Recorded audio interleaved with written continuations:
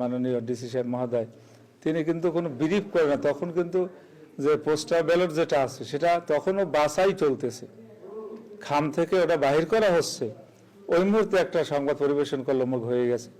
আসলে এটা কিভাবে পরিবেশন করলো এটা আমাদের বুঝের বাহির। তবে আমি এতটুকু বুঝি এটা একটা গভীর থেকে গভীরতম একটা ষড়যন্ত্র ছিল।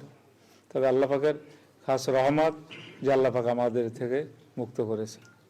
তো অনেক গাফেলতি আছে, কারণ সময় যে টিভিটা, ওই সময় টিভির যে জায়গায় সাংবাদিক আছে ওনার সাথে যোগাযোগ করা হয়েছে, উনি কিন্তু জবাব দিয়েছে এই সংবাদ আমি পরিবেশন করি নাই। তাহলে তখন কিন্তু প্রশ্ন আসে, তাহলে সংবাদটা ও জায়গায় জানালো কে? নিশ্চয়ই এর পিছনে কেউ আছে। আসলে সে অস্বীকার করছে, কিসের জন্য করছে তাও জানি না।